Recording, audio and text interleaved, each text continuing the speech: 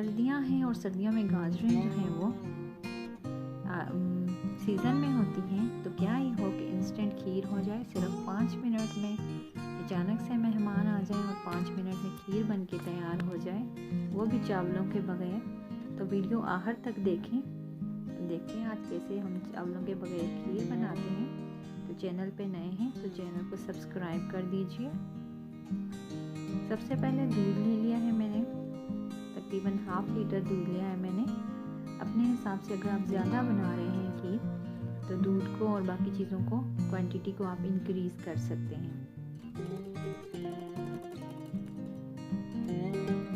साथ ही यहाँ पे मैं ले रही हूँ, मेरे पास 2 छोटी गाजरें थी, इनको मैंने ग्रेट कर लिया है। अच्छे से पका लेंगे ताकि हमारी जो गाजरें हैं वो नरम हो जाएं।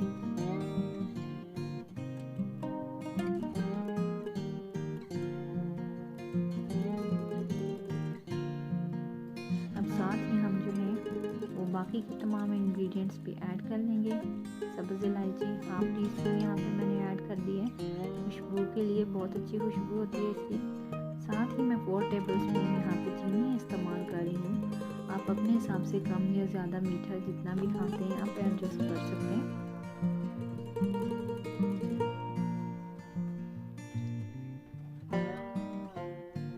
पका लेंगे हम अच्छी तरह से।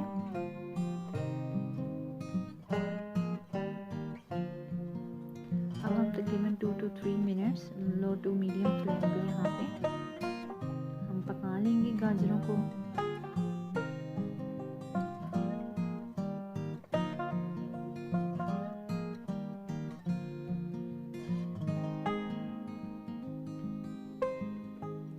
अब जो है हम चावलों की जगह यहाँ पे यूज़ कर रहे हैं ब्रेड का। तो आपने ब्रेड क्रम्स बना लेने हैं, इसके ग्राइंड कर लेना है ग्राइंडर में अच्छे से ब्रेड को, और इस तरह का फाइन पाउडर बना लेना है। जो ही हम पाउडर जो है इसमें डालेंगे तो जो हमारी खीर है वो एकदम से थिक हो जाएगी।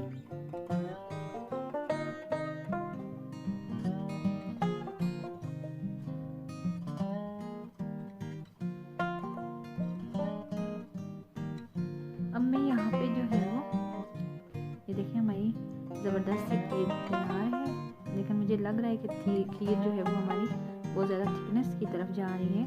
ठंडी होने के बाद मज़ीद जो है वो गाढ़ी होगी, इसलिए मैंने दूध और ऐड कर लिया है।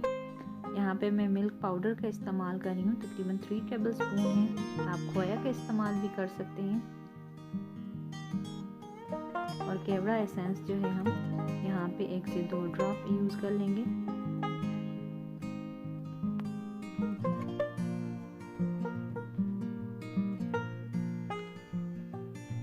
ज़बरदस्त सी जो खीर है वो देखें बिल्कुल रेडी हो चुकी है।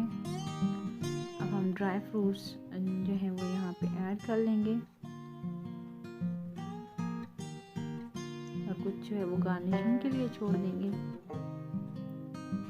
तो अब जो है हम सर्व कर लेंगे खीर को, बल्कि इसको डाल के हम तकरीबन 1 घंटा फ्रिज में रख देंगे ताकि ये अच्छे से ठंडी हो जाए।